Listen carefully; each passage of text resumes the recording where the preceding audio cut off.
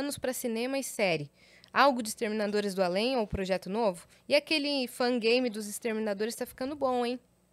Tá mesmo, tem um cara que tá fazendo um fangame dos Terminadores que tá demais, velho. Tá demais, tá sensacional. Agora, eu tenho É o em segundo... primeira pessoa? Como é que é? Não, tem eu, o Murilo e o Léo, e tem o Palhaço Amendoim endemoniado. É demais, velho, é demais. mesmo? Ele sempre me manda imagem, eu posto lá no perfil dos Exterminadores. Eu tenho o roteiro escrito do segundo filme dos Exterminadores do Além. Eu tenho o roteiro escrito do segundo filme que seria Como se tornar o pior aluno da faculdade. Eu tenho há anos um roteiro escrito de uma comédia de Natal. E... Enfim, tá escrito lá. Ninguém quer fazer, acho que ninguém vai fazer.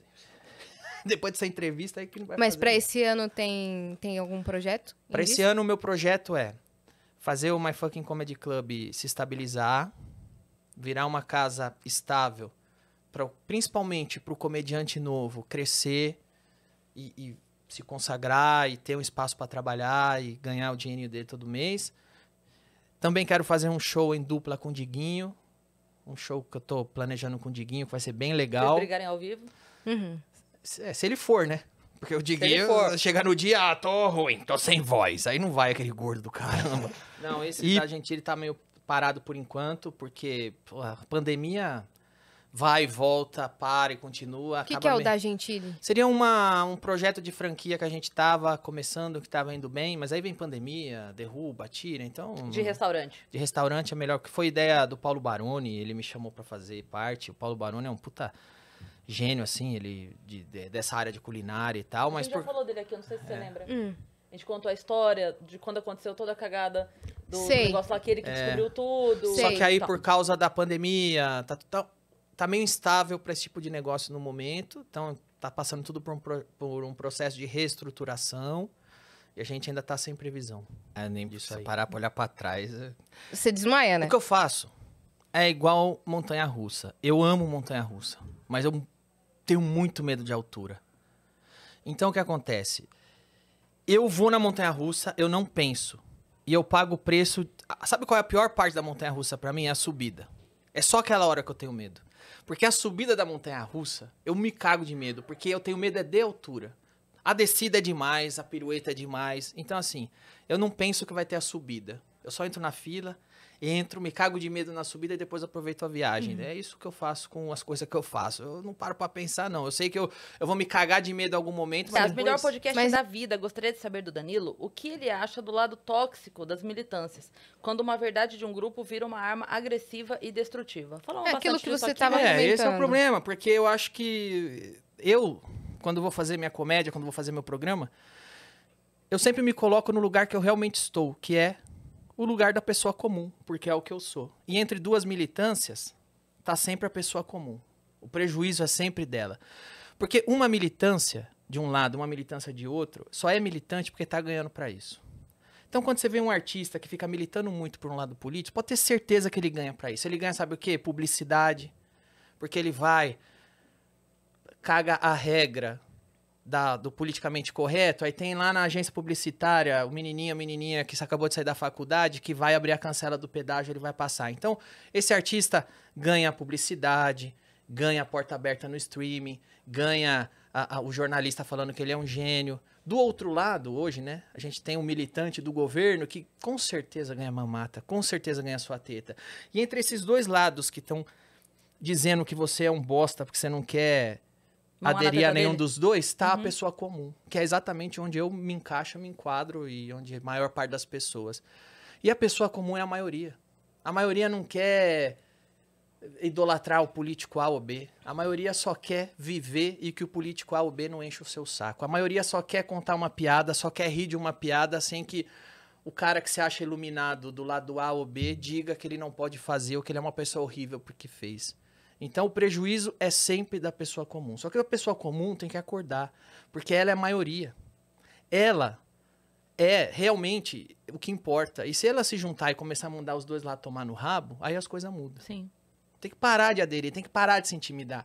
Quando vem o jornalista falar que você não pode falar isso, quando vem o comediante falar que essa piada não pode ser contada, quando vem o vereador, o deputado falar que você não pode fazer isso ou aquilo, você tem que mandar tomar no cu. É o que eu disse quando eu vim no Flow, você tem que levantar o dedo no meio e falar, cancela isso aqui. foda-se. O poder deles sobre vocês acaba na hora que você levanta o dedo pra eles. Na hora. É o que tem que começar a ser feito. E tem uma coisa também que tem uma frase que o Chico Anísio falou naquele O Que Vida a Vida, que ele falou assim, o humor é quem denuncia. Eu acho maravilhosa essa frase, porque às vezes as pessoas esquecem que se o humorista tá fazendo piada com o buraco na rua, ele não fez o buraco na rua. Exato. Aquele buraco na rua é motivo de uma má administração. Então, o fato de eu estar zoando o buraco na rua é pra jogar luz em cima de um problema. Então, quando você faz, por exemplo, um filme onde você coloca lá uma denúncia em forma de piada, porque você é humorista, se você fosse artista, pintor, você pintava um quadro, se você fosse poeta, você faria uma poesia. Você é humorista. Então, em forma de piada, você faz uma denúncia a respeito da ação de pedófilos. Mostrando o absurdo que é a ação de pedófilos. Ok. Porque você é humorista, então você age daquela forma. Mas é uma denúncia. Então você joga a luz no problema, só que aquele problema incomoda, porque ninguém gosta desse problema, ninguém quer que ele exista. Então é mais fácil a gente não fingir que ele não existe. Vão culpar quem jogou a luz no problema. Entendi. Então, assim, tem uma... Eu não sei se você lembra disso, mas uns anos atrás, no Oscar, o Chris Rock, ele levou umas crianças pra levarem Entrou umas crianças, junto estavam os filhos dele, e umas crianças pra levarem a ficha dele. Você lembra disso, dessa cena? Não. Entraram umas crianças, estavam os filhos dele, tinha umas outras crianças e tal. E aí, tinha uma criança com os traços orientais, assim, que entrega a ficha, e aí ele fala, obrigada, não sei o quê. Eu não lembro exatamente o que é que ele fala, mas ele fala assim, ela tá lá atrás fazendo um tênis, e parou pra me trazer. E aí, o que acontece? O mundo inteiro criticou o Chris Rock por essa piada, porque trabalho infantil não é piada, Eu sei que não é. É óbvio que não é. Mas é uma realidade. Mas é uma realidade. E dói muito pra pessoa que tá usando um vestido de 100 mil dólares. Isso. Claro. Lembrar que naquele momento tem crianças trabalhando. Ela não quer lembrar. Não quer lembrar. Ela quer comer o caviar sem lembrar que existem. lembrar. Só que aí eu penso o outro lado. Se eu fosse uma criança nessa situação, eu ia amar que alguém usasse a maior audiência do mundo Pra lembrar que pra você lembrar as existe. pessoas que eu existo. Claro. E pra causar incômodo. Porque Claro. a função é causar o incômodo. Claro. Porque a gente faz em forma de piada, de novo, porque somos humoristas. Mas não tinha como o Chris Rock entrar e falar, olha, eu trouxe um acróstico sobre o trabalho infantil. Vou ler para vocês. Todo mundo ia falar, o quê? Ele é o Chris Rock, certo? Ele é o Chris Rock. Ele não é da ONU, certo? Exato. Ele não é a Loreta da ONU. Como chama Exato. a mina chata lá? Greta. Greta. Não é a Greta, é o Chris Rock, pô. Então, assim, partindo-se do princípio que a gente só joga a luz num problema que já exista, porque senão não vira piada, entende? Eu usei até exemplo uma vez. Sim. Tipo, eu faço piada de vesgo com o Luan Santana. Porque ele é vesgo. Exato. Se eu fizer uma piada de vesgo com o William Bonner, todo mundo vai falar assim, hã? Isso. O que ela tá falando? Isso. Não dá liga. Então, se eu faço a piada sobre determinada pessoa e você entendeu a referência, é porque aquela referência é o coletivo, não fui eu que criei.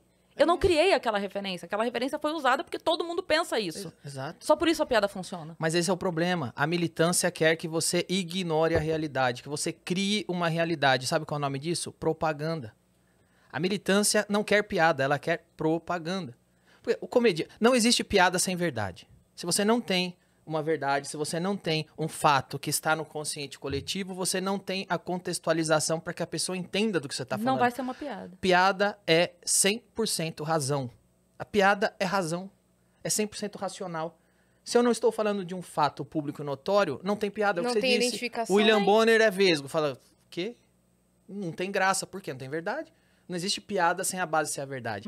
É. Só que o que é militância... Existe o superlativo da verdade na piada, O fundamento é a verdade. mas o fundamento é a Você verdade. exagera, É. você distorce, você traz o antônimo, você traz o sinônimo, comparativo, mas a verdade... A premissa é a verdade. A premissa é a verdade. Sempre. Senão não tem risada. É por isso que incomoda. Pois É é. por isso que o Léo Lins é bloqueado em tantas cidades, Exato. porque o prefeito não quer. Ele vem aqui e fala verdades. Mas uma coisa, às vezes, que eu não entendo, inclusive, né?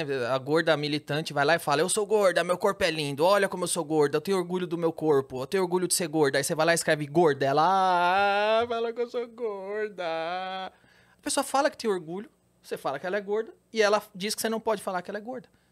É uma negação da verdade o tempo todo. Aí você tava falando de pintar um quadro, eu tava lembrando de uma biografia de uma cubana que eu li, em quadrinhos, inclusive, essa biografia saiu pela DC Comics já tem uns 10 anos. Ela tava em Cuba na época da Revolução do Fidel, e ela era muito entusiasta da Revolução do Fidel Castro. Ela era uma pessoa, assim, entusiasta total, e ela idealizava que o Fidel ia libertar Cuba, depois ela ia poder ser uma artista plástica livre de verdade, ia pintar o que queria. O Fidel tomou Cuba, e o Fidel fez o governo dele, fez a ditadura dele, e ela achou que Um dia ela estava no ateliê dela pintando um quadro, a polícia do Fidel entrou, deu uma surra nela, levou ela presa e torturou ela na prisão. Por quê? Porque ela estava pintando coisas que ela não podia pintar. Sabe o que era? O pôr do sol, a praia. Porque pela agenda do novo governo só se podia pintar o Fidel. Propagandas pré-aprovadas pelo governo. Ela não podia pintar a realidade. Ela não podia olhar pela janela e pintar um pôr do sol sem contextualizar o Fidel naquele pôr do sol como um herói. Então, é isso que a militância quer. Que você negue a realidade. Em prol da agenda deles. Então vem um cara iluminado aqui e fala, você não pode falar isso, você só pode falar isso. Eu autorizo o que pode ser falado. Nenhum militante quer piada, nenhum militante quer pintura, nenhum militante quer livro. Eles só querem propaganda. É só isso que serve. Se você não faz propaganda, você deve ser punido. Então, tava o Monark fazendo um talk show, né? Foram pegar ele na esquina, porque não tava fazendo propaganda. Tava fazendo um podcast. É disso que se trata. Não é nem que ele tava militando pelo outro lado. Ele só estava fazendo um podcast. Já não e estava tendo destaque com isso. Peraí, você vai ter destaque, tem que fazer propaganda, Sim. senão não pode estar no holofote. Tanto é que não tem outro lado, que quando não tem outro lado, não tem defesa. Isso. Não tem defesa. Se tivesse um lado de defesa, entende? É porque ele estaria defendendo um lado. Ou A ou B. Eu digo assim, se ele defendesse A, na hora que ele brigou, B atacaria, A defenderia. Não tem, não tem. E isso acontece, como você falou, com quem tá no meio.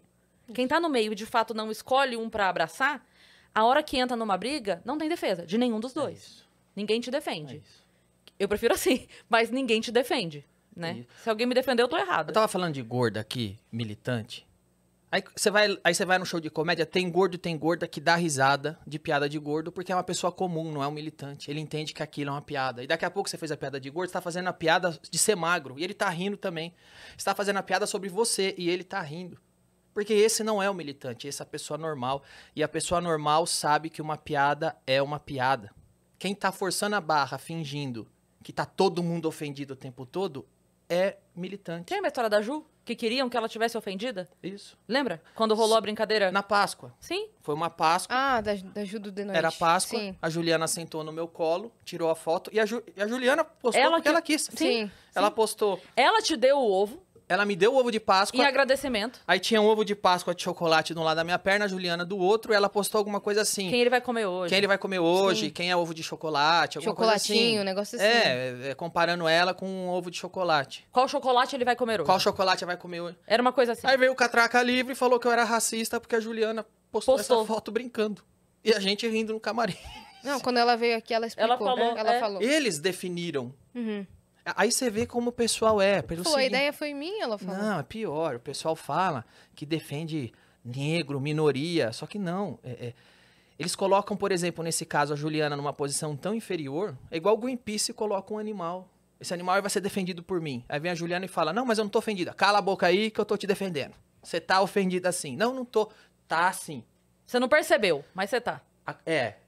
A sua causa é minha propriedade, se eu estou falando que você tá, porque você está. Como se ela fosse uma escrava de uma agenda. Ela tem que estar ofendida, necessariamente. Quando é só uma pessoa normal brincando, como Com um pessoas amigo. normais brincam.